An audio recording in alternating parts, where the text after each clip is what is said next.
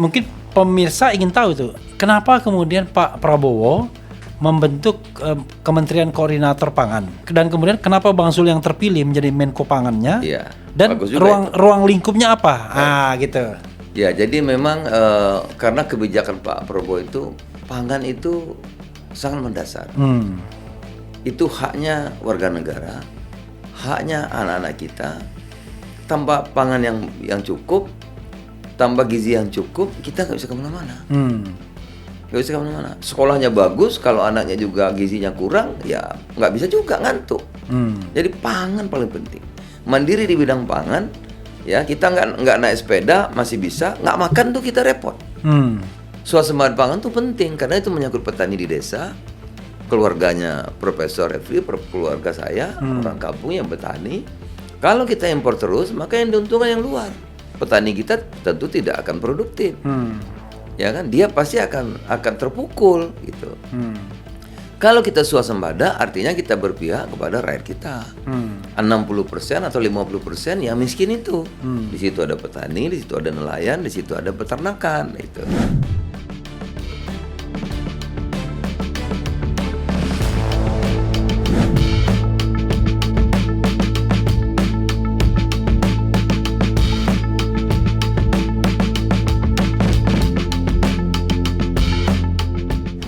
Assalamualaikum warahmatullahi wabarakatuh. Waalaikumsalam. Sekarang langsung keren cadas.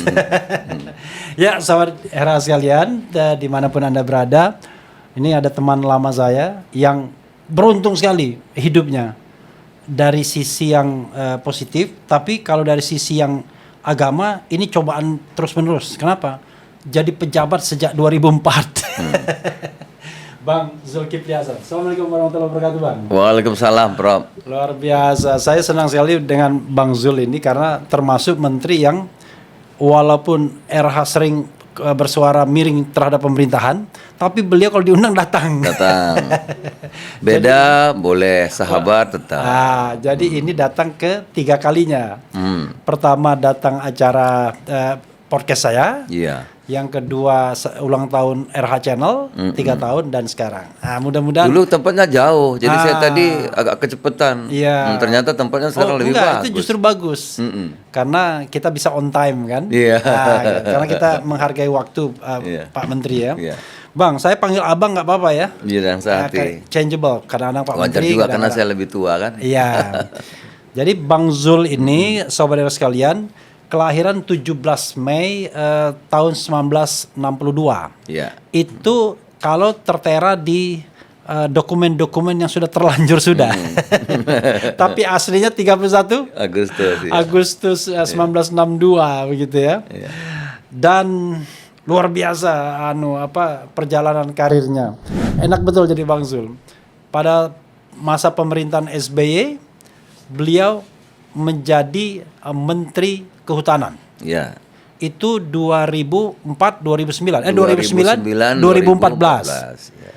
2014 2019 Ketua MPR. Itu Ketua MPR.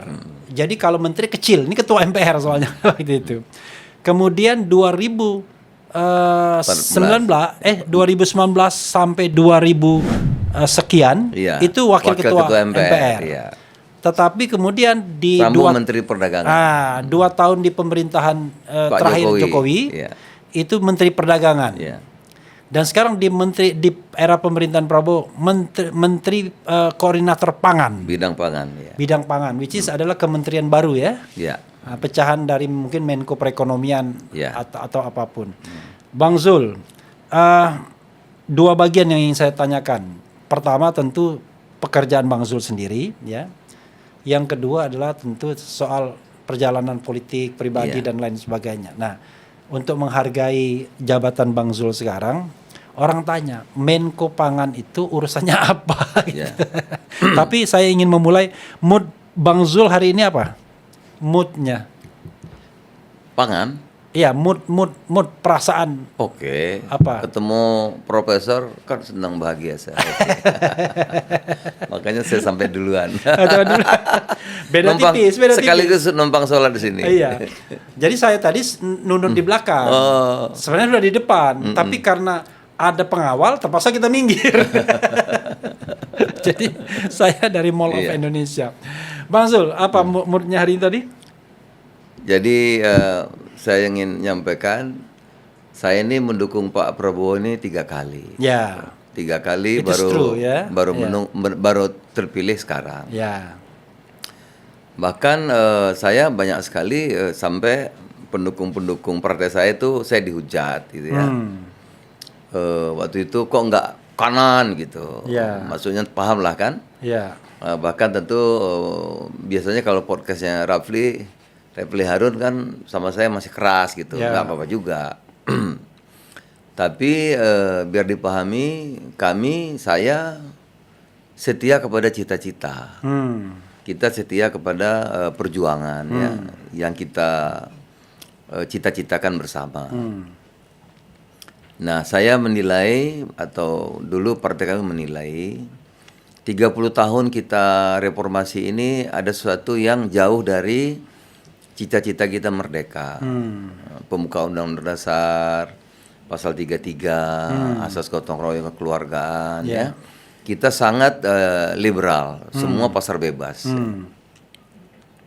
Sehingga dampak dari itu tentu yang berkuasa itu tentu yang punya modal, yang punya uang, gitu ya. Memang kita bicara angka-angka, tapi kan rasa lebih penting menurut saya. Rasa itu lebih penting. Rasa itu kan tidak bisa kita bohongi. Nah, dulu zaman Orde Baru tentu ada yang kurang, ada yang lebih, tapi ada yang lebihnya. Sebagai terjemahan dari Pancasila itu, maka ditata dulu. Misalnya pertanian itu hak rakyat, usaha rakyat. Oleh karena itu pertanian itu tidak boleh yang besar masuk. Misalnya sawah ya, pabrik padi itu tidak boleh yang besar masuk. Itu haknya rakyat. Jagung itu haknya rakyat. Kemudian di desa-desa itu warung-warung itu haknya UMKM. Saya bisa sekolah karena emak saya dulu punya warung. Jadi adalah jaga warung. Panggilnya emak? Emak, kalau di kampung saya emak. Ya, kalau panggilnya emak itu kelihatan stratanya. Iya, panggilnya emak. Ya, jadi punya warung. Sehingga zaman waktu itu kalau ada retail modern tuh dia boleh, tapi sampai di ibu kota. Ibu kota provinsi atau ibu kota kota. Tidak boleh masuk kecamatan sampai desa-desa. Desa-desa itu biarlah rakyat yang berkembang, UMKM berkembang, karena asas kita adalah kekeluargaan. Nah, kemudian peternakan juga dulu itu hak rakyat. Dulu dikenal ayam kampung, telur ayam kampung, karena memang itu peternakan rakyat. Mak-mak itu di desa piara ayam, piara bebek, piara kambing, piara sapi, ya. Dan kadang-kadang rumah tangga itu. Iya, dan itu andalan kita. Saya di Lorong Bugis di Palembang itu semua orang ada ayam, termasuk kan? Saya itu. Iya, rumah saya ada piara ayam, piara bebek. Gitu. Itu usaha rakyat. Apalagi ya, oleh karena itu dulu kakek kita, orang tua kita, namanya petani itu ada kehormatan. Kita punya kebun, kita punya sawah, kan, gitu. Karena kita dilindungi waktu itu. Nah, begitu reformasi semua bebas. Oleh karena itu sumber-sumber daya alam, apakah lahan, apakah keuangan, ya, apakah tanah, itu sekarang dikuasai milik modal. Bahkan amat tidak adil.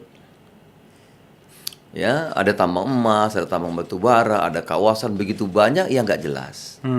Emas yang ditambang begitu itu kan milik negara. Ya, tapi ini dengan bebas ditambang tanpa izin, tanpa aturan, banyak sekali di Sumatera Barat ada, di Lampung ada, di Aceh ada, di Maluku ada, di Papua ada, di mana-mana ada. Ya, kemudian tambang-tambang ada batu bara yang puluhan tahun nggak punya izin, ratusan alat-alat berat masuk. Kebun berapa juta hektar yang ilegal gitu ya. Itu kita tidak bisa tertibkan. Nah, cita-cita itulah yang membuat kita itu dengan Pak Prabowo, karena beliau ini kakeknya Pak Margono, ada ayah beliau tuh Pak Mitro. Jadi ini saya kira punya ideologi, punya pengetahuan yang panjang mengenai berdirinya Indonesia. Jadi beliau itu punya prinsip. Nah, inilah yang ingin kita jalankan. Pasal 33 lah ya. Pasal 33 keadilan, pemerataan, kesetaraan itu. Nah, apa? Dimulai dari pertama mana? Pangan. Oke. Dulu berpendapat pemerintahan, bahkan saya waktu DPR saya bertengkar dengan Mary Ekal Penges itu waktu itu Menteri Perdagangan. Ya. Oh, kita nggak ada masalah Pak Zul impor, asal ada uang ya kita beli beras. Kita tanam apa saja, yang penting ada duit kita beli. Nah, itu pasar bebas. Dia juga betul ada teorinya. Iya. Tapi bedanya saya hidup di kampung, beliau enggak gitu. Nah, saya berpendapat swasembada pangan itu penting karena itu menyangkut petani di desa, keluarganya Profesor Refli, keluarga saya, orang kampung yang petani. Kalau kita impor terus, maka yang diuntungkan yang luar. Petani kita tentu tidak akan produktif. Ya kan? Dia pasti akan terpukul gitu. Kalau kita swasembada, artinya kita berpihak kepada rakyat kita. 60% atau 50% yang miskin itu. Di situ ada petani, di situ ada nelayan, di situ ada peternakan. Itu. Nah, maka swasembada pangan nggak boleh tawar-tawar. Nah, itu prinsip Pak Prabowo, sama dengan kami. Sama, nggak boleh tawar. Jadi berpihak dulu. Nah, selama 3 bulan tidak, kita inflasi. Inflasi nggak boleh, tapi akhirnya terabaikan hak rakyat. Misalnya, harga gabah dulu sama nggak beda jauh, Rp6.000. Tapi ada persyaratan. Kadar air 14, kadar air 18. Akhirnya petani terima 4.000 gabah itu. Padahal petani ini rugi kan. Tapi dia nggak ada pilihan, dia terima saja. Lama-lama apa? Lama-lama sawahnya dijual karena rugi. Nah, sekarang petani kita 70-80% berubah menjadi buruh tani. Cek saudara-saudara kita yang ada di kampung. Saya kalau pulang kampung, saudara-saudara saya udah nggak punya tanah, udah nggak punya sawah. Jadi buruh artinya, aja. jadi buruh. Artinya hilang kehormatan mereka. Ini yang ingin kita kembalikan. Nah, di bawah kami Pak Prabowo karena paham betul dan kebijakannya pertama berpihak dulu pada petani. Petani itu rakyat kita, saudara kita yang berjuang, yang mati waktu mendirikan Republik Indonesia harus dibela. Nah, maka kami putuskan rapat. Saya jadi Menko Pangan, rapat pertama 2 kali nggak putus, 3 kali. Karena banyak penolakan. Kita mengatakan harga gabah kita naikkan hanya 500. Tapi kita harus berpihak pada petani, tidak boleh ada kadar 15 air atau kadar 14, kadar 17. Petani nggak mengerti. Dia ngukur kalau panen, dia mengukur kadar 14 air itu dari mana. Inilah peluang untuk KKN-nya. Peluangnya apa, tengkulak dan pada waktu itu Bulog pada waktu itu ya cari yang korban kan petani kita, mereka keberatan, nanti ada yang nggak bagus, nggak bisa, kita pihak dulu, petani harus terima 6.500, lain-lain kita pikirin, kita urusin, tapi berpihak dulu. 3 kali rapat selesai, saya ajukan perpres ke presiden, 1 hari presiden teken Soal gabah ini, soal gabah 6.500. Harga gabah? Iya, dari 6.000, 6.500. Apa jalan? Nggak mudah juga, karena di bawah tengkulak kuat, sudah mengakar. Saya undang rapat Pak Kapolri. Baru itu Kapolri saya tulis, sampaikan ke media, Pak Kapolri ini aja yang dibaca. Saudara Kapolsek, Kapolres, ini perpres sudah ada, Presiden perintahkan gabah 6.500. Kalau petani tidak terima 6.500, tolong diperiksa. Mulai.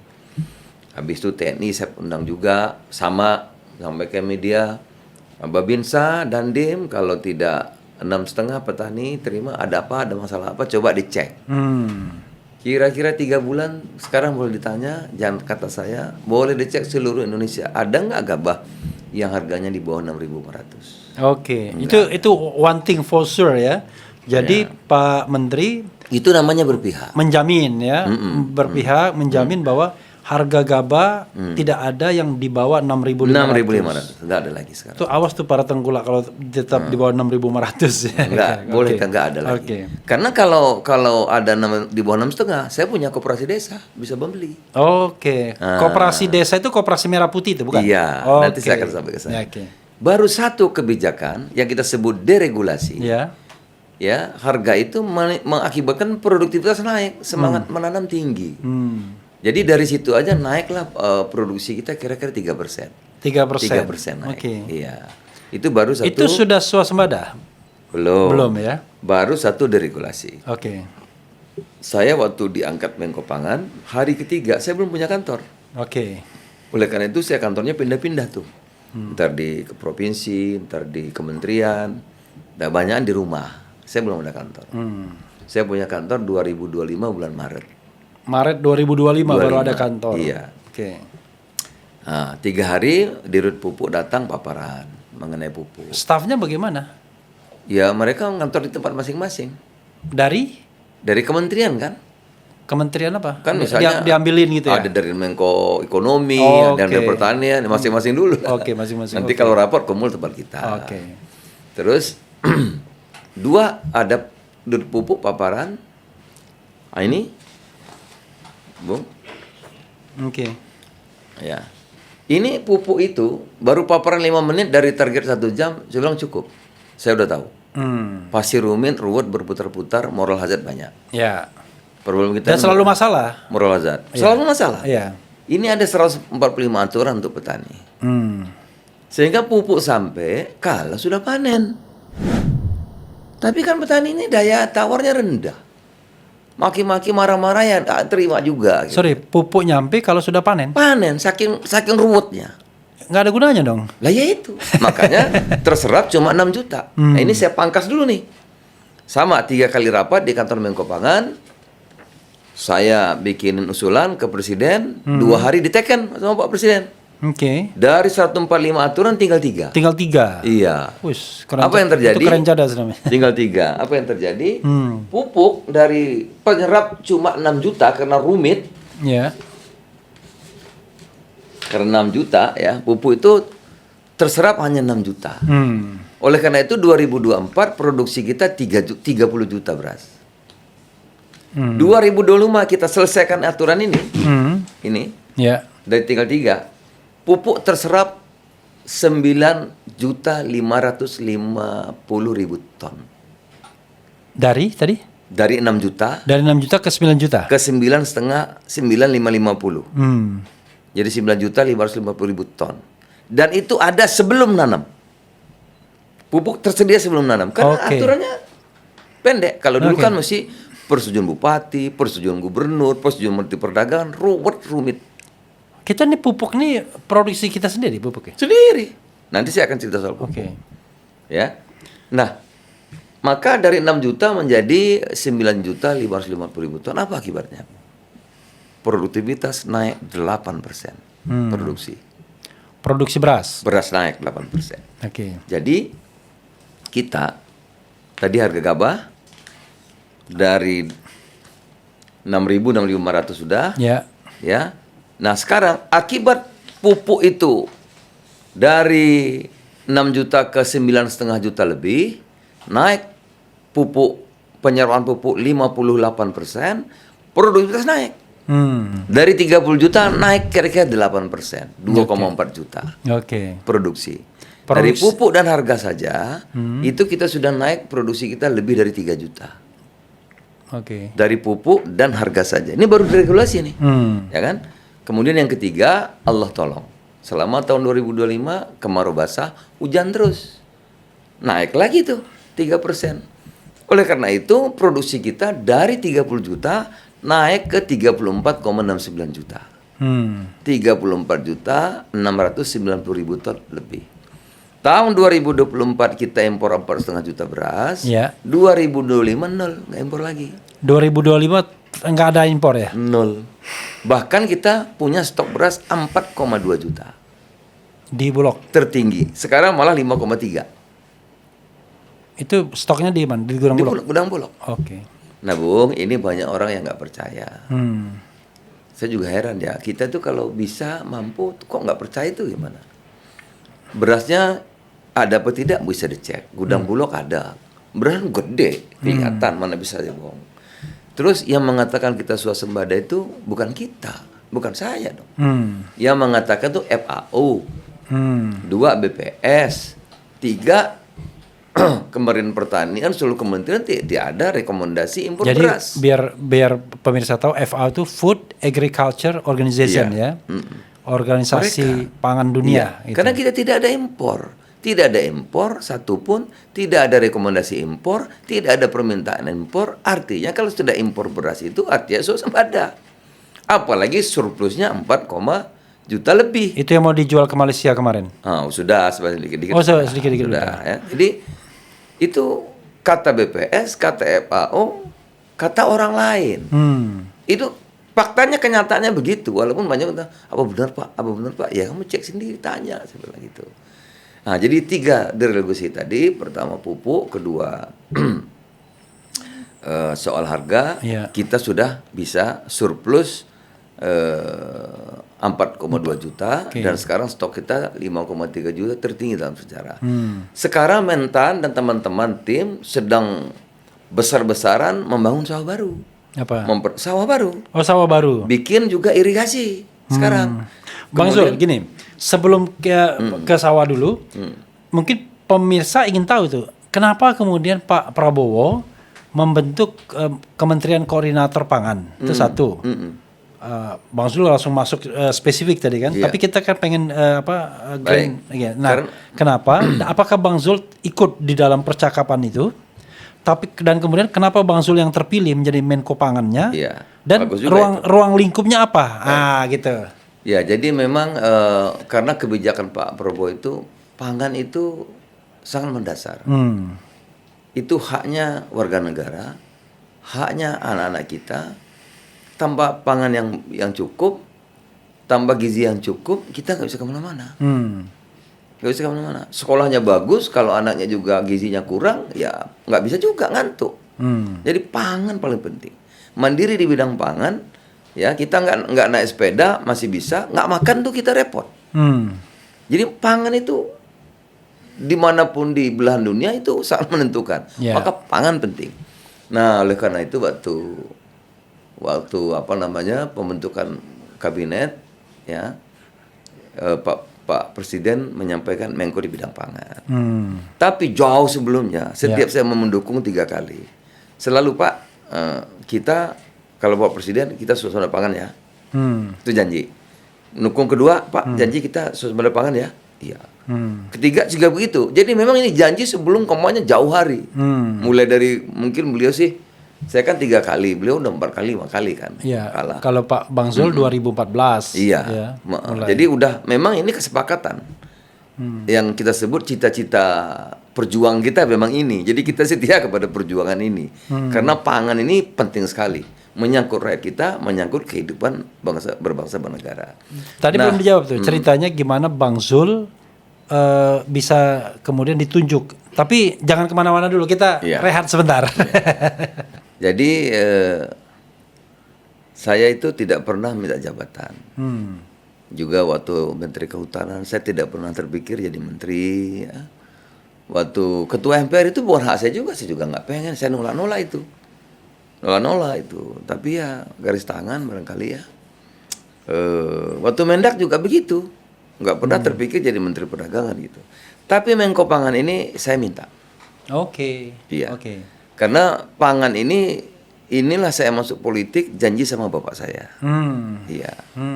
Prof. Jadi waktu saya masih masa kecil, saya ini memang petani.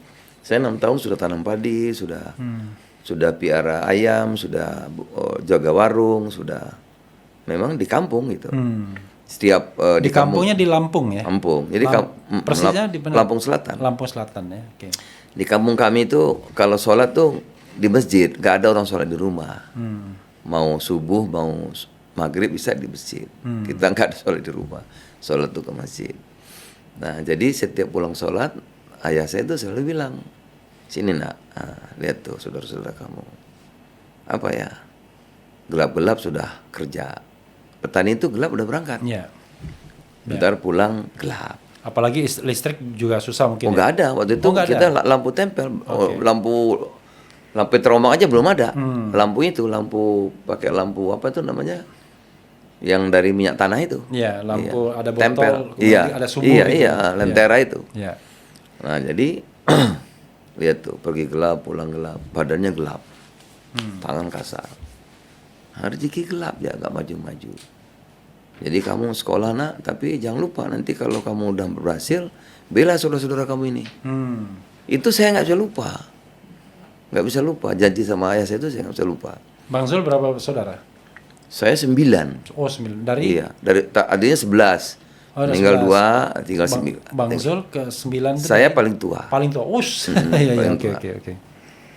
Jadi itu janji sama orang tua saya. Oleh karena itu sebetulnya Saya berpolitik itu tujuannya itu.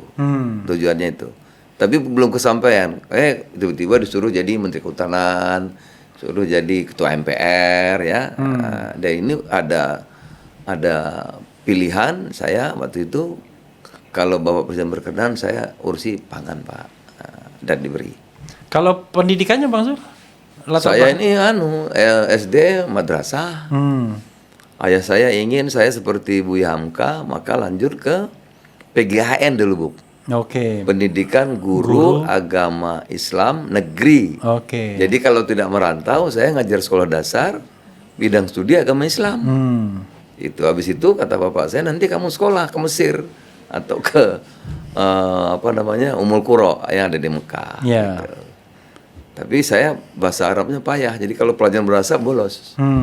Nah, karena nggak kuat, larilah ke Jakarta. Ceritanya gitu. Ke Jakarta itu SMA berarti? Ya, jadi saya PGA itu 6 tahun tambah setengah jadi 6 tahun setengah. Saya hanya sampai ke 3 tahun setengah ikut Sanawian namanya. Habis itu saya daftar SMA di Lampung. Daftar? SMA-nya di Lampung. SMA di Lampung. Pindah. Ya. Tanpa izin. Tapi begitu bapak saya tahu kan marah dia. Mak saya kasih saya kalungnya, udah kamu sana berangkat Jakarta. Berangkatlah Jakarta, pindah di sini SMA. Itu ceritanya. SMA? Sini di Jakarta. Kuliahnya di mana? Kuliah saya kerja dulu 1 tahun, baru kuliah di Unkris, terus di Sekolah Tinggi PPM. Sekolah Tinggi? Manajemen PPM. Oh, Tugu Tani. Oh, PPM. Iya. Tugu Tani ya. Iya. Jadi memang latar belakang pendidikan dan latar belakang kehidupan itu mengarahkan ke Menko Pangan. Waktu Pak Prabowo diminta oleh Bang Zul, saya aja menteri Menko Pangannya itu gimana? Saya bilang Pak, kalau diizinkan saya ngurusi pangan. Ya sempet di sehari sebelum dilantik saya naikin tuh. Tapi tekenan saya itu Menteri Bidang Perekonomian gitu. Oke. Sempat tuh. Tapi saya bilang lagi, Pak kalau boleh saya bidangnya ngurusi pangan. Pangan aja gitu. Iya, dilantik Menko Pangan. Oke. Ya. Kenapa enggak perekonomian? Perekonomian jauh lebih besar ya? Saya ingat janji sama bapak saya. Oke. Dan itu saya memahami gitu. Waktu sebelum ini kan saya juga di DPR kan. Iya.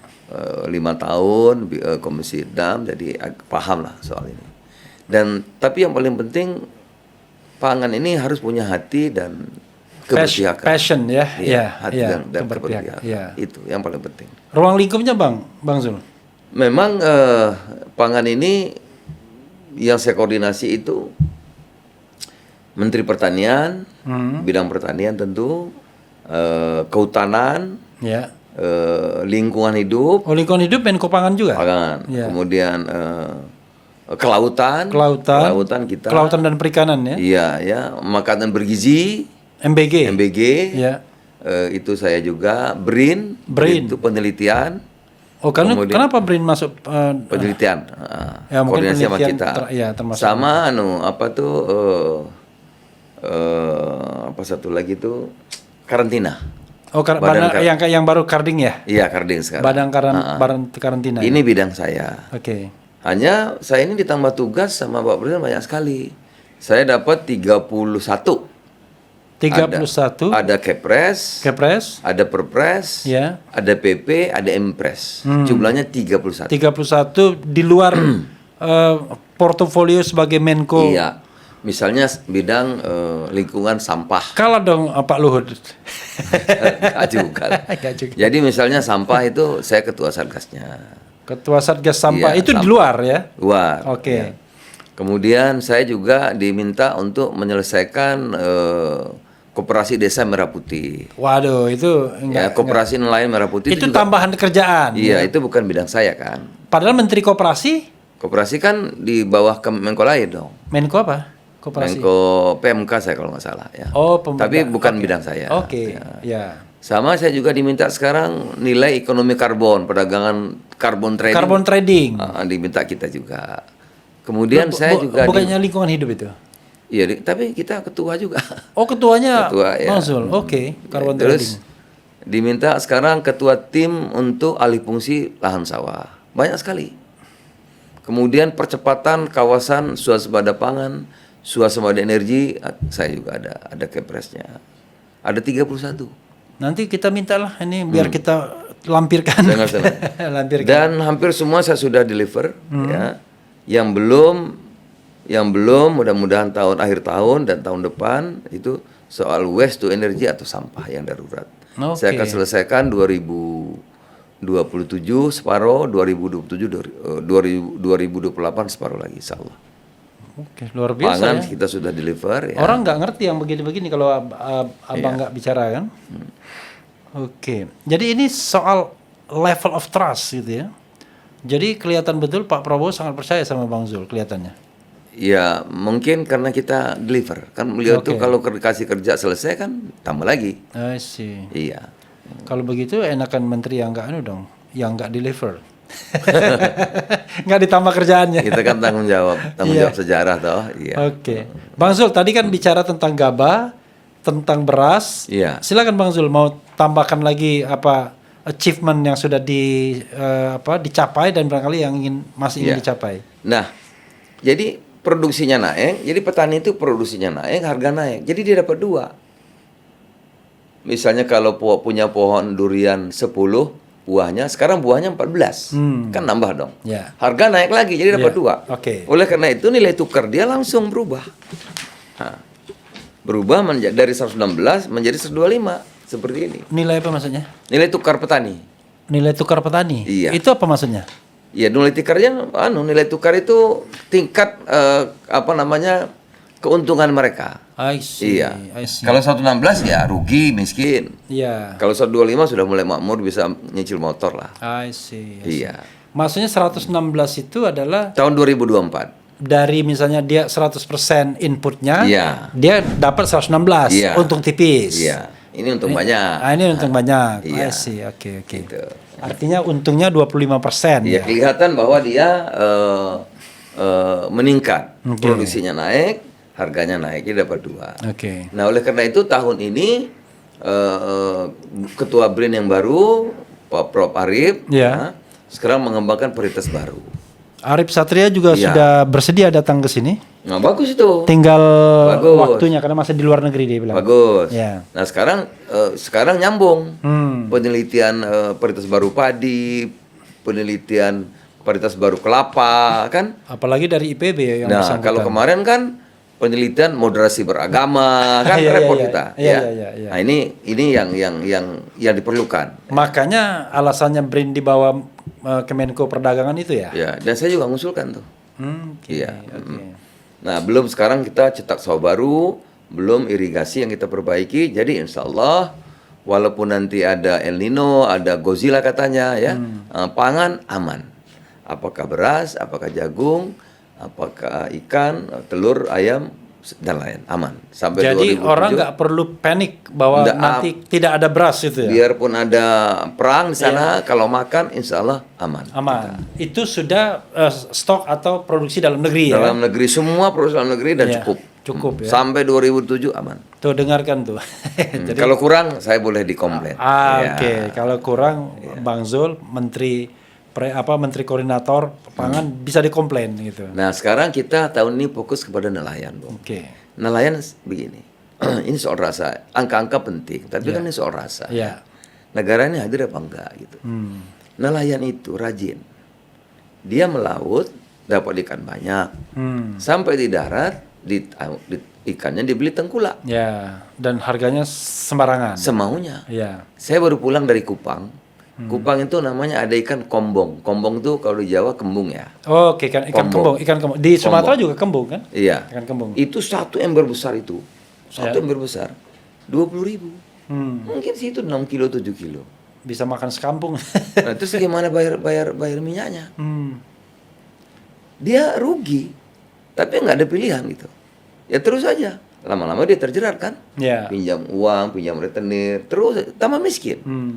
Nah, oleh karena itu kebijakan Pak Prabowo, Pak Presiden yang paham betul soal ini, maka kita bikin kampung nelayan tahun ini. Kita fokus kepada nelayan tahun ini. Kampung nelayan. Ya, di mana ada nelayan banyak, di situ kita sebut kampung nelayan. Dibangun pabrik es, dibangun cold storage, dibangun balai lelang, kita bangun koperasi nelayan merah putih. Oke. Jadi kalau nelayan bawa ikan banyak, nggak laku, harganya nggak sesuai, kita Bisa nanti koperasi. kita akan bikin harga acuan, acuan ikan kan, dia taruh dulu di cold storage, ada pabriknya, ada cold taruh. Ya. Nanti ini kalau nggak laku juga dibeli oleh koperasi desa Merah Putih. Koperasi desa Merah Putih suplainya kemana? Ke SPPG untuk MBG. Oke. MBG itu saya juga tanggung jawab, udah Iya. saya bikin, tata Oke. kelolanya udah saya buat. Setiap SPPG dia hanya boleh beli suppliernya itu dari Koperasi Desa Merah Putih, Badan Usaha Milik Desa, UMKM yang ada di desa atau usaha desa lainnya. Dia tidak boleh lagi beli ke grosir-grosir besar, harus dari situ. Oke. Sehingga desa itu bisa muter ekonominya. Saya putuskan di tata kelolanya karena saya juga ketua tim. Oke. Kalau dia melanggar, Tata kelola apa? tata kelola MBG. MBG, oke. Iya, sudah keluar peraturan badannya, sudah ada. Ya, kita susun, Iya. saya yang pimpin, susun. Kalau dia melanggar, dia bisa di peringkat 1, 2, 3 bisa dibukukan izinnya. Itu namanya keberpihakan, Bu. Oke. Yang kita sebut closed loop ekonomi. Close Loop ekonomi. Close look ya. Loop ekonomi. Loop, oke. Iya. Oke. Iya kan? Jadi Iya. jadi mereka berpihak, harus berpihak. Tidak mungkin lawan gajah-gajah kita kasih pasar bebas. Iya, iya, iya. Ya nggak bisa menang. Seperti kemarin Kadin mau kerja sama Tiongkok memproduksi puluhan juta telur. Stop. Perintah Presiden ini usaha kecil. Petelur itu udah cukup. Ayam, telur diatur cuma 2. 1 dari Thailand, 1 dari Malaysia. Pakan dia, induk dia, DOC semua dia. Lalu rakyat kita jadi apa? Pertanian semua masuk. Ayam semua masuk. Warung sampai di kampung-kampung masuk. Terus saudara kita di kampung jadi apa? Miskin, kasih 10 kilo. Iya, iya. Kasih 300.000. Oke, tapi tidak akan membuat mereka produktif. Tidak ada kehormatan di situ. Nah, ini yang kita kembalikan, Bu. Inilah saya 15 tahun bersama Pak Prabowo setia untuk perjuangan ini. Dan kita beruntung. Cobalah rasa-rasakan, kita jangan mau diadu domba menurut saya. Ini beruntung kita dapat presiden yang seperti ini, Pak Prabowo ini. Yang paham tujuan bernegara, yang paham pembukaan undang dasar, yang paham Pancasila, yang paham kekeluargaan, gotong royong, dan berani. Berani. Ini. Berani apa? Berani ambil Berani pasal 33 dipraktekkan. berani ambil risiko Berani. menghadapi oligarki maksudnya. Wah, berani beliau. Coba rasakan lah. Rasakan. Jangan kita mau dia, memang ada yang dirugikan. Saya mantan Menteri Kehutanan, Ketua Tim Penegakan Hukum Pelanggaran Sumber Daya Alam. Saya pergi ke Bangka Belitung. 1 minggu putar-putar nggak bisa landing. Nggak bisa landing. Hari ke-8 gubernurnya meninggal. Pak Eko, Angkatan Laut. Saking sulitnya. Pak Prabowo di kampung itu Bangka Belitung selesai. Bisa diatasi. Maksudnya di Kepung Bangka Belitung? Lah, kapal kecil aja nggak boleh keluar. Sana kan timah. Oh, 200.000 ton. karena oligarki main di situ ya. Oh, tidak hanya semua. Oke. Ya kan, besar-besaran itu kan semua. Iya. Semua, Bu. Iya, oke. Saya menertibkan ilegal kebun di Medan, Sumatera Utara. 40.000 cuma. Enggak berhasil. Waktu jadi Menteri Kehutanan. Iya, enggak bisa. Oke. Enggak bisa. Artinya apa? Semua. Pak Prabowo sekarang sudah mengambil 6 juta yang hak negara. 6 juta, Kekayaan alam milik negara harus diambil oleh negara. 6 juta 6 juta Hektar. hektar. 6 juta hektar. Hektar. Apa itu? Ilegal kebun. Oke, kebun apapun ya? Kebun ilegal. Termasuk kebun sawit gitu. Belum tambang-tambang banyak sekali. Hmm. Seperti Bangka Belitung, seperti Kalimantan Timur, ini akan terus.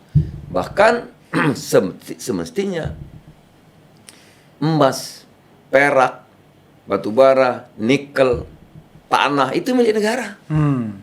Negara yang ngatur. Ya. Oleh karena itu minyak Pertamina itu begitu kan. Ya. Negara yang ngatur, kamu kerja oke diupah. Bukan sebaliknya. Ya. Bukan tambang itu milik nenek moyang kita, negara kita kasih sedekah. Ini akan dikembalikan. Ini akan ditertibkan. Mana ada yang berani, Bung? Baru ini nih, Pak Prabowo nih.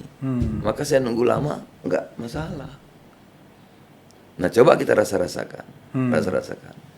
Beliau ini siap apa saja asal untuk rakyat Indonesia. Pemimpin kayak begini, bagaimana kita cari? Bagaimana kita cari? Dia nggak peduli. Mau kamu kaya seapapun, punya harta sedunia, nggak ada urusan.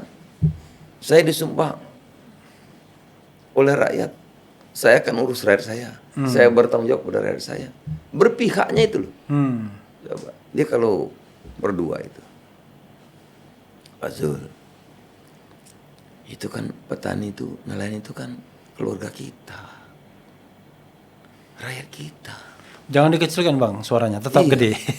Masa kita nggak hadir untuk dia? Itu yang berjuang merdeka. Kita nggak hadir untuk mereka itu bagaimana? Tanggung jawab kita gimana? Apa guna kita jadi pejabat ini? Itu kalau diskusi berdua gitu. Ini presiden yang sangat apa ya? Memang kayaknya galak ya. Tapi hatinya mudah tersentuh beliau itu. Saya kan udah 15 tahun Bung, jadi saya paham lah. Nah, itulah Bung, kita berjuang untuk sesuatu nilai ya. Nilai yang ditugaskan oleh konstitusi, Undang-Undang Dasar, pembukaan pasal 33 dan juga implementasi dari Pancasila. Selain begitu banyak program, satu lagi yang sangat penting yang perlu saya sampaikan, kalau nelayan sudah, petani sudah, ya, maka presiden harus pertumbuhan ekonomi itu dimulai dari desa. Presiden mengatakan tidak mungkin Indonesia maju hanya satu mercusuar di Jakarta, tidak mungkin. Kita akan terang kalau setiap desa itu ada lilin-lilin yang menyala. Itulah usaha desa. Jadi pertumbuhan ekonomi di pusat-pusat desa harus terjadi. Maka lahirlah namanya Koperasi Desa Merah Putih atau Koperasi Kelurahan Merah Putih. Yang dimana koperasi itu memotong rantai pasok yang panjang. Bung, kalau makan ayam harga 36.000 karena pasar dekat. Orang desa kalau makan ayam diantar pakai motor, harganya bisa 56.000, bisa 2 kali lipat. Sudah lebih miskin, membayar lebih mahal, nggak adil. Orang desa kalau pinjam uang bunga 24%. Marah presiden apa-apaan itu. Konglomerat yang kaya pinjam bunga 9%, 10%. Mama di kampung Mekar itu bunga 24%. Pancasila di mana? Hapus. Perintah presiden, bunga di koperasi di kampung 8%. Nah, jadi ini koperasi bunganya 8%, Bu. Sama-sama yang kaya. Maka nanti di situ di koperasi itu ada BRI-link. Desa harus punya akses ke perbankan. Ada BRI-link, ada BN-link. Dia bisa pinjam kalau ada usaha BRI-link desa. itu BRI-link ya? BRI-link atau BNI-link. Bunga 8%. Himbara ya? Iya. Bunga 8%. Artinya ada bunga subsidi. Ya nggak apa-apa. Memang tugas pemerintah membantu yang lemah.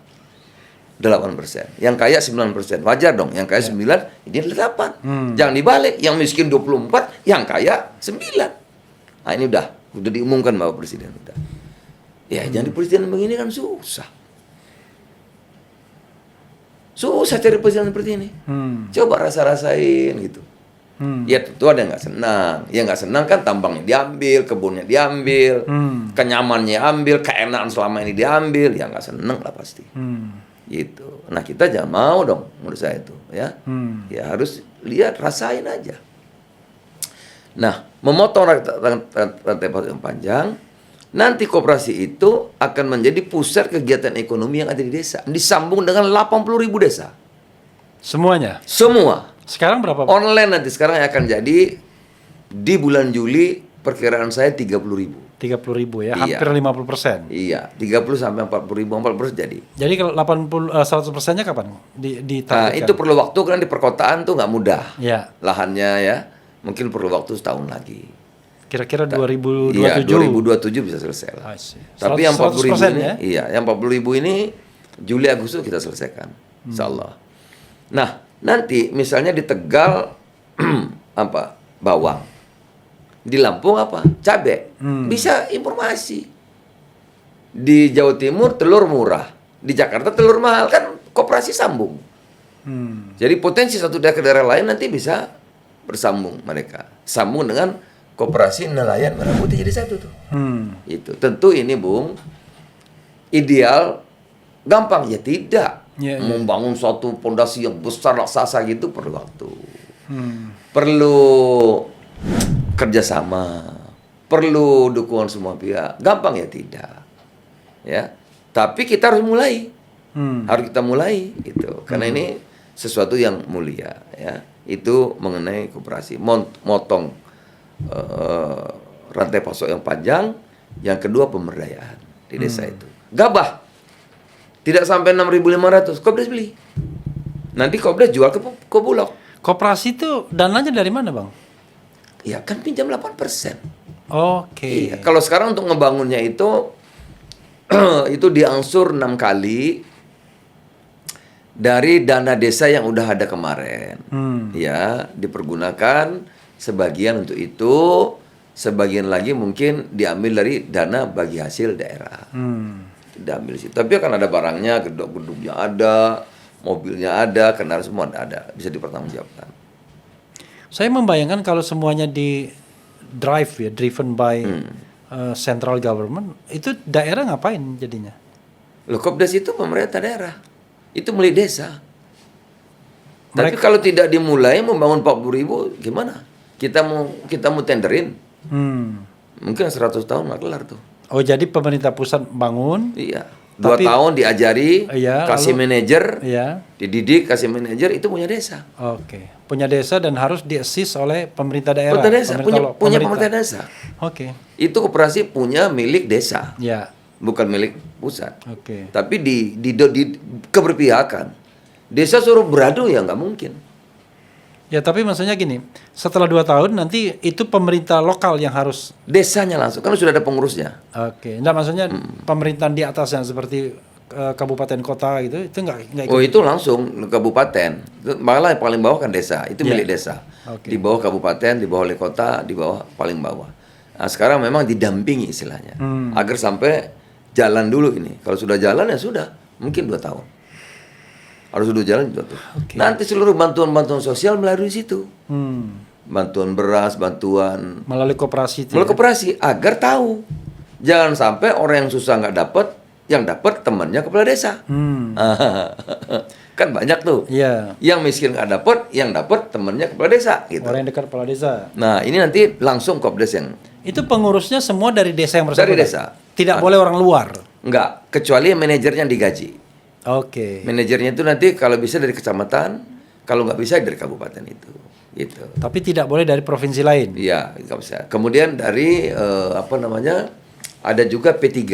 P3K itu dari bupati yang bantu. Dibayar oleh pemerintah daerah. P3K itu apa? Pegawai pemerintah. Yang kontrak. Oh, kontrak. Iya. Pegawai pemerintah dengan perjanjian kerja itu. Kerja itu ya. Kan itu ada 500.000 di seluruh kabupaten. Iya. Nanti akan diambil 3, berarti 200.000-an untuk dibantukan koperasi. Satu direkrut oleh badan apa itu Agrinas. Iya. Selama 2 tahun, setelah 2 tahun nanti ya punya koperasi. Gitu. Jadi memang 2 tahun ini dibina dulu. Oke, Bang. Kan ada 2 isu besar ya kalau yang Abang koordinasikan ini, soal MBG dan soal Iya. Koperasi Merah Putih.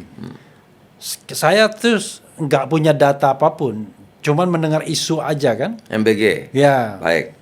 Isunya 2 hal. Potensi korupsi, monopoli kelompok-kelompok tertentu, Iya. terutama yang barangkali dekat dengan kekuasaan. Iya. Kemudian makanannya, Ya. ingredientnya yang dianggap tidak layak. Nah, silakan abang Baik. klarifikasi. Ini program yang sangat mendasar sebagai janji Republik terhadap anak-anak Indonesia. Tidak boleh anak-anak Indonesia karena orang tuanya kurang mampu menjadi kurang gizi. Nggak adil kita. Negara harus hadir. Ya, bisa didiskusikan dengan dokter anak atau dokter kandungan, akan paham soal gizi. Ya.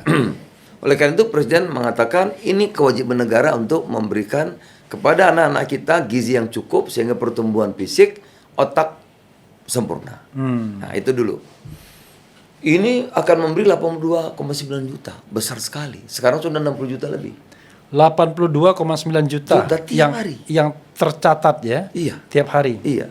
Sekarang sudah 60 juta lebih. Berapa persen ya? Sudah Udah 60 juta, berarti 70%. 70%. Iya. Oke. Tentu ini pekerjaan raksasa sangat besar, berdampak luas, itu tentu banyak masalah. Oke. Tapi percayalah Bung, Presiden ini sangat mendengar. Hmm. Kalau ada yang korupsi, ada yang main-main di program prioritas utama Presiden, kita lihat aja. Waktu dekat saya kira pasti akan ditindak. Jangankan yang tidak program utamanya, ya dengar salah aja apa aja nggak ada masalah, disikat kok. Apalagi program utama beliau ada yang berani ganggu, ada yang korupsi, ada yang ugal-ugalan. Saya kira nggak pasti beliau dengar pasti akan dibersihkan. Nggak usah khawatir. Pasti saya jamin. Sebenarnya ada kekhawatirannya Bang ya, mungkin Abang perlu ini. Karena ini program prioritas Presiden, ada kesan ya orang-orang di seputar kekuasaan yang dekat dengan kekuasaan itu dalam tanda kutip merepresi orang yang berusaha kritis terhadap MBG. Padahal kan enggak. Pak Presiden itu karena ada keluhan-keluhan seperti itu ketika asal orang kritik langsung di misalnya RH Channel nggak pernah ngomong MBG, makanya aman-aman aja. Tapi ada orang yang ketika membahas MBG justru mendapatkan teror gitu. Saya kira enggak, dan Presiden akan mendengar. Kita akan lihat dalam mungkin waktu dekat. Dan pasti akan ada langkah-langkah saya kira yang akan dilakukan Pak Presiden, seperti menugaskan Pak Dudung kan sudah mulai kan? Ya. Sudah mulai. Berarti kalau beliau kan sudah dapat data yang lengkap, pasti akan ada langkah-langkah dan akan ada tindakan. Langkah-langkah untuk penertiban. Pasti Bu. Iya pasti. Oke. Yang berikutnya mengenai Koperasi Merah Putih. Kan tudingan orang, wah ini kelihatannya mau membentuk jaringan politik ke desa-desa untuk ya mungkin 2029 atau next on gitu. Itu gimana agar kan gini, koperasi ini Abang maunya berpolitik atau enggak gitu loh. Atau betul-betul dia siapapun penguasanya pokoknya dia berbuat bagi kesejahteraan masyarakat. Jadi begini, koperasi itu tentu pasti untuk kemajuan desa. Ini kemarin kita merasa memang 1.000 lebih, itu kan instrumen keadilan ekonomi untuk desa. Ya. Yang penting kebijakannya ini mulia, bahwa dalam pelaksanaannya ya Indonesia itu ya begitu. Kita punya hukum ideal diambil jalan tengah karena kesepakatan politik gitu ya. Bahwa nanti di desa di ini ada partai-partai, ada begini begitu, ya memang kita begitu keadaan kita. Tapi semua itu didirikan adalah untuk instrumen keadilan ekonomi desa. Bahwa ada yang partai agresif, ada partai, namanya juga orang usaha, gimana? Namanya juga usaha ya gitu. Namanya usaha terus gimana? Iya. Itu. Okay. Iya. Artinya Abang tidak alergi. Tapi bukan itu menjadi tujuan gitu. Iya. Mungkin kalau ada juga di situ PAN ikut, ada juga Gerindra ikut, ada Golkar ikut gitu. Kita nggak mungkin ngecek satu-satu orangnya dari mana. Kan itu anggotanya banyak. So far so good nggak gitu? Alhamdulillah sampai hari ini ya, karena ini kita dibantu oleh Angkatan Darat. Itu yang saya terus terang saya terima kasih kepada Babinsa. Karena Angkatan Darat itu ngebangun ada standarnya, Bung. Oke. Mau untung rugi itu bukan urusan. Dia bangun infrastruktur. Bangunan ya. Bangunan itu ada gambarnya, ada standarnya, besinya, ubinnya, kawatnya harus sama. Miring dikit bongkar. Tentara itu nggak ngitung untung rugi. Pokoknya kalau jadi gambar gini harus begini jadinya. Itu kelebihannya. Kalau kita kan kita kontraktor, kalau komisi kebanyakan miring tuh gedung. Ini enggak, sama semua. Itu saya senang. Jadi bagus, cepat, sama, dan kualitas oke. Gitu. Itu di lahan berapa rata-rata? 1.000. Lahan 1.000, bangunannya berapa? Bangunan 600. 600. Iya. Bisa menampung? Di situ nanti ada agen pupuk, ada agen LPG, ada toko sembakonya, gitu. Ada buat simpan pinjam, ada briling, ada untuk bayaran listrik, Kalau Baristik di situ kan dapat upah 2.000. Yang terdekat dengan Jakarta yang sudah terbangun di mana? Oh banyak di sini. Kalau ke Bogor udah banyak, Depok banyak. Oh sudah banyak Iya, ya. banyak ya. Oke. Udah hampir nanti Juli 40 ribuan. 40 ribuan. Iya, begitu Bung kira-kira. Luar biasa. Iya, ini Bang, kalau nanti saya kira mesti ada 2 kali ini ya. Iya, karena banyak ya. soalnya banyak ini. Banyak Jadi sekali, ya. makanya saya kan pengen tahu ya, pengen Ini yang tahu, saya bawa ini baru sebagian. pengen tahu apa yang dikerjakan, apa yang ingin dicapai, apa Iya. legacy yang ingin diinikan. Cuma kalau kita nggak ngomong soal politik dengan Bang Zul ini agak ini boleh. juga. Ini Bang ya. Silakan. Abang ini usia sekarang 64 tahun. Iya, 64 64 tahun itu kalau dibandingkan dengan Pak Safri, kemudian Pak Jamari Caniago, apalagi tambah Pak Prabowo, itu masih sangat muda. Iya, tapi kalau dari AHY saya udah tua. Iya. Kok AHY di point out-nya AHY wah. Jadi begini, Bang. Pengalaman sudah, ya kan? Kemudian kemampuan untuk lobby politik, penetrasi politik sudah, semuanya sudah. Politik silaturahminya tingkat tinggi. Fisik walaupun lagi batuk-batuk, kebetulan lagi batuk-batuk aja. Oke, ya kan?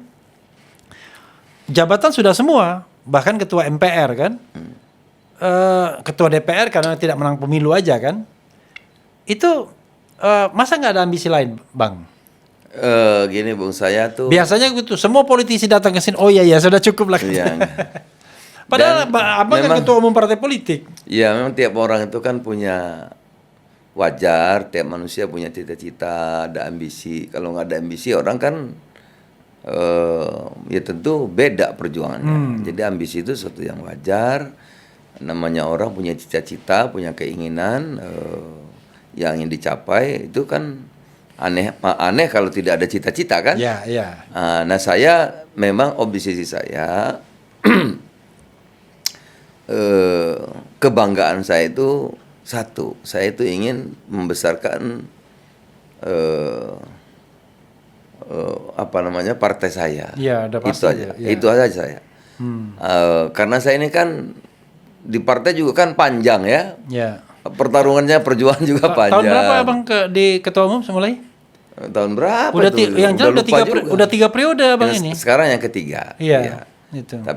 Dulu dengan Pak Hatta, terus dengan Pak Amin kan. Ya. Baru saya. Pak Amin, Pak Hatta, kemudian Iya. Bang Zul kan? Iya. Nah, Bang Zul tuh langsung 3 periode langsung. Iya, tapi waktu itu masih MBP Pak Amin kan. Oke. Iya. Iya, jadi saya ingin membuat sejarah bahwa partai ini mencapai prestasi puncak terbaik ya ke saya ketua umumnya. Yang jelas sekarang partai abang ini masih nomor 7 dari 8. 7 ya. Ya kan? Iya. Dari 8-8-nya partai yang sudah pernah menang pemilu Demokrat kan? Iya, iya. 7. Berarti abang belum berhasil dong? Oh insyaallah 2009 kita bikin kejutan. Oh 2029. Insyaallah kita bikin kejutan. Sekarang berapa kursi di depan? 48. 48 kursi, Iya. tapi kan tambah terus kan jumlah kursi Naik, DPR naik terus, kan. naik terus, Jadi naik. kalau dari sisi persentase kan Iya. belum tentu juga Iya. naik kan. 48, abang mau punya target berapa untuk 2029? Insyaallah kita bikin kejutan aja nanti. Bikin kejutan. Nanti saya diundang lagi sini. Oh. Enggak dong. Dalam waktu dekat saya undang lagi kalau banyak orang protes soal Oke, MBG. ini soal MBG silakan. Soal MBG, soal Koperasi Merah Putih. Enggak bener dong omongan Bang Zul itu. Saya mau protes. Nah, saya undang Boleh, lagi gitu ya. boleh. Gitu. Termasuk pengelolaan sampah. Saya janji Iya. yang darurat seperti Bantar Gebang yang besar-besar kita akan selesaikan 2028, yang sedang 2027, bahkan di Palembang nanti insya Allah bulan Oktober selesai.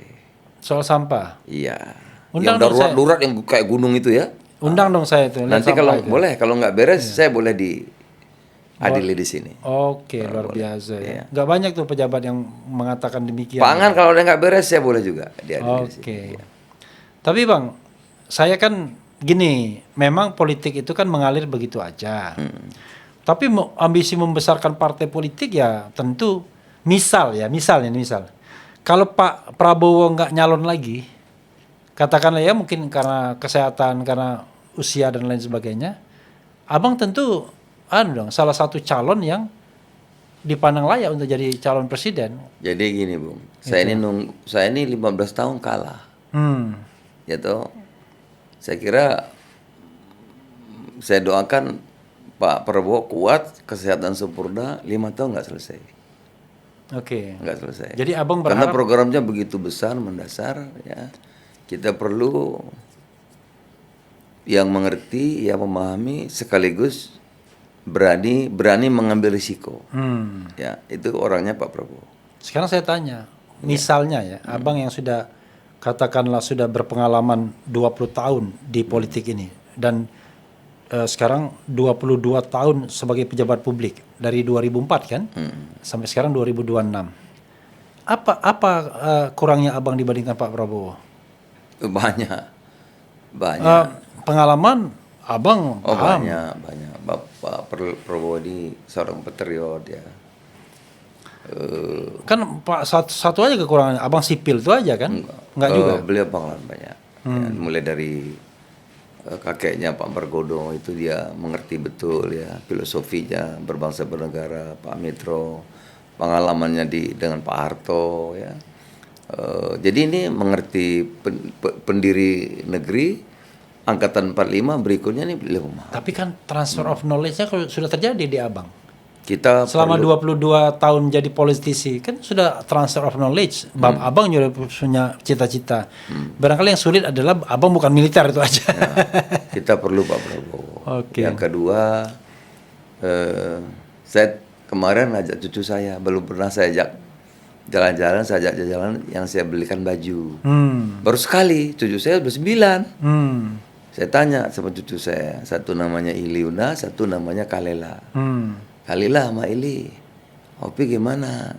Nanti tahun setelah jadi menteri ini, Kalilah, Ili, Opi mestinya gimana? Pensiun atau apa? Opi itu ya panggilan? Kakek. Oh kakek ya. Opi aja deh, pensiun aja biar bisa ngajak aku sama Kalilah sama Ili sering-sering jalan-jalan gitu.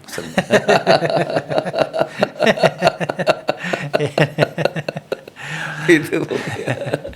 Tapi nggak mungkin istirahat selama abang masih menjadi ketua umum PAN, abang harus bekerja kan itu mandatnya kan? Ya kita jalanilah hidup ini. Iya. Bang, closing statement bang. Iya. Apa bang? Silakan. Jadi Prof, ini sahabat saya ya. Kadang-kadang kita beda pandangan. Ya. Mungkin pendengar juga nggak setuju sama saya ya kan? Mungkin beda juga banyak, tapi kalau bisa jangan benci gitu ya. Ayolah kita pakai rasa, ya. Rasa itu kita ini keluarga besar gitu. Kalau nggak teman saya, temannya gitu. Akhirnya ketemu juga gitu. Bahwa kita ini sebangsa dan setanah air. Kalau Indonesia ini baik, Indonesia berkembang, tentu kita semua. Tapi kalau kita gagal gitu, ya rugian kita juga gitu. Nah, tentu sejarah panjang Republik ini memang ada pihak-pihak yang suka ngadu kita. Bahwa kita ada beda pendapat, nanti kita selesaikan. 2029 ada pemilu lagi. Ya udah, kita menggalang aja masing-masing kan. Gitu. Nanti kalau nggak suka presiden ini kan bisa dukung yang ini, silakan aja kan. Ada jalan keluarnya gitu. Calon bisa 2, bisa 3, terserah. Apalagi sekarang MK kan, silakan aja. Nah, tetapi untuk merah putih, saya kira kita masih bareng-bareng gitu. Untuk petani, nelayan, untuk rakyat kita masih bareng-bareng. Bahwa beda pandangan, beda program, beda pilihan tuh biasa aja. Jadi rasa itu perlu kita jaga. Bahwa kita ini bersaudara, kita ini keluarga, kita ini sebangsa dan setanah air. Itu aja, Bung. Iya. Oke. Bang, ini bukan terakhir datang ke sini, bukan pertama dan terakhir. Nanti saya minta lagi abang suatu saat akan datang juga. Insyaallah. Nanti kita kumpulkan tuh setelah video ini tayang, kemudian ada komentar dan itu signifikan untuk dibahas. Perlu juga kita bahas, Bang. Dengan senang hati. Termasuk yang paling keras pun saya. Ya, karena saya tahu nih, Bang Zul ini mau keras pun dia tetap santai. Dia malah tetap bagus jawabnya kalau keras. Ya. Dan ini mudah-mudahan saya bisa klarifikasi kan kalau keras. Ya. Makanya kita bikin new podcast ini yang tidak hanya suara dari oposisi, tapi juga bagaimana kalangan pemerintah itu bekerja dan menceritakan program-programnya. Mungkin beberapa sobat era sekalian itu Bang Zul bullshit mungkin berpikir nggak begitu. apa-apa. Tetapi paling tidak tahu dulu. Nah, Saya kalau asal mau didengar aja saya udah terima kasih. Iya, yang penting dengar Nggak dulu. suka ya nggak apa-apa. Dengar dulu, tahu dulu. Dari situ kan pengen mengklarifikasi. Silakan, ya. Seperti saya contohnya bisa, oh iya ini angka ya. Iya. Nah, sehingga nanti saya punya bekal dan kemudian saya bisa melihat angka-angka yang kemudian berkembang dan lain Iya, sebagainya. betul. Dan juga bagi saya kan pengetahuan kan. Iya, iya. Itu pengetahuan yang baru juga bicara mengenai pangan dan Iya, lain sebagainya. Makasih banyak Bang Zul. Sama-sama, Bro. Mudah-mudahan kita jumpa lagi dalam waktu yang dekat. Iya, insyaallah. Itu artinya video ini ditonton banyak orang dan kemudian dikomentari banyak orang. Iya, dengan senang hati, dengan senang hati. Wassalamualaikum warahmatullahi wabarakatuh. Waalaikumsalam warahmatullahi wabarakatuh. Kasih.